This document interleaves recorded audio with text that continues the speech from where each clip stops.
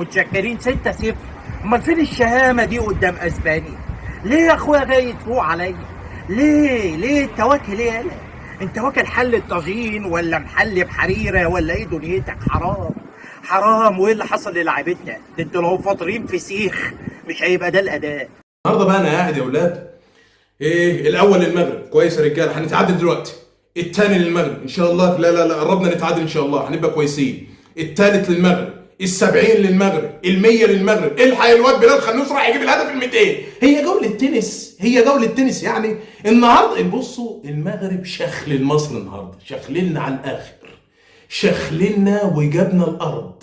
بعد هزيمه ايطاليا القاسيه كانت 11 مش عارف في الستينات ولا ايه، دي تاني هزيمه قاسيه من بين بقى من المنتخب المغربي. شخلنا المنتخب. انت عارف المنتخب المغربي يعتبر النهارده مباراه مصر ايه؟ جوله تنس اللي هي بتنتهي 6-1 مش عارف 6-5 6-4، بس النهارده بقى 6 ظلبات.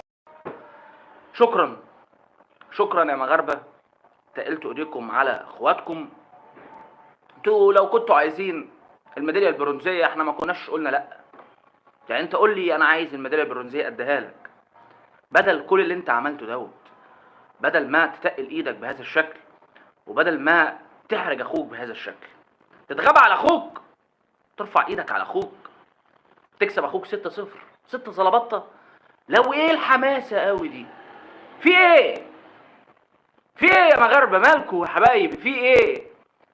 لعبتوا مع المنتخب العراقي، سجلتوا 3 وهديتوا الدنيا، خلاص الماتش خلص، مفيش اي مشكله.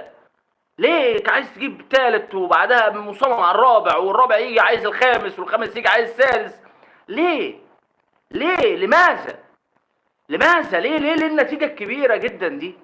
ليه نطلع الناس كلها تتكلم على 6 زلبطه حتى ما نجيبش جول؟ ليه 6؟ ليه 6؟ ما 1 عادي جدا.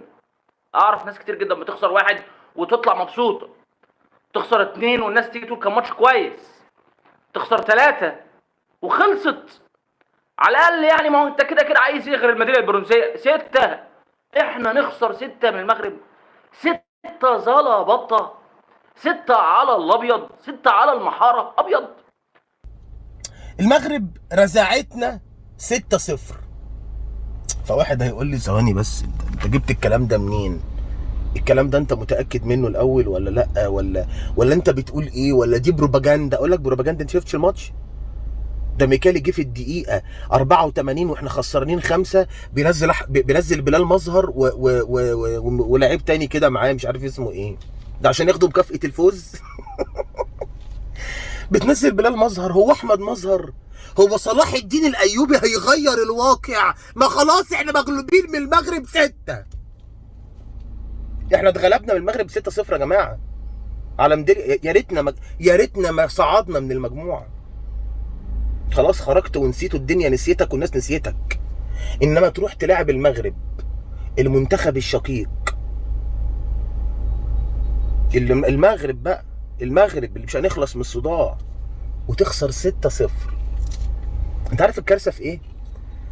لاعبتنا عندهم مشكله كبيره قوي. النهارده كان يدخل فينا جون نروح نجيب الكره ونرجع بسرعه. ما تسكت، بتجيب الكره ليه؟ ما تقعد نام، قول لهم احنا تعبانين. فس الكور، طفش الكور كلها، سطحها. انت بتعمل ايه؟